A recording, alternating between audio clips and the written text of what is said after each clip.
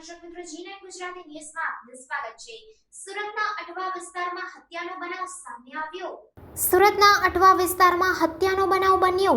પ્રાપ્ત વિગતો અનુસાર મકાઈ પુલ પાસે 26 વર્ષીય રવિ બાટી નામના યુવકની હત્યા કરવામાં આવી।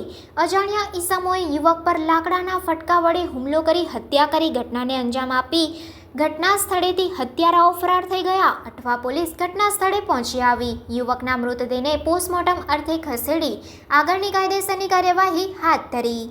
મારું નામ વિકાસભાઈ વિનોદભાઈ નાયકા છે। વિકાસભાઈ ક્યાં રહેવાનું, શું ઘટના બની? મારું અહીંયા જ રહેવાનું છે, અહીંયા નાનપુરામાં। શું ઘટના બની? શું ઘટના કઈ કોઈ મારેલો છે ને? કોને મારેલું છે? કોણ છે તમારા? અમારા મામા છે રવિ, એ કોઈએ માર્યો આજુ લોકોને ખબર નથી પડી। તમને ક્યારે જાણ છે કે ક્યારે ઘટના બની, કેટલા વાગ્યા? 5 વાગે એરા આવેલા હતા ને 11 વાગે જેવું ઘટના થયેલું છે આનું। શું ઘટનામાં તમે શું તમને કીધું, કઈ રીતે જાણ થઈ? એ કોઈ એનો દોસ્તાર હશે ને નદી પર આવીને મને આવી રીતના કોઈએ કીધું ને યારે પછી અમે ફટાફટ દોડતા ગયા ને ખબર પડી અમને। આ ત્યાં જઈને તમે જોયું તો તમને શું જોવા મળ્યું? ત્યાં જઈને જોયું તો મગજમાં ને ગાલ પર મારેલું છે। તમારા મામાની ઉંમર કેટલી છે? આખું નામ શું છે એમનું?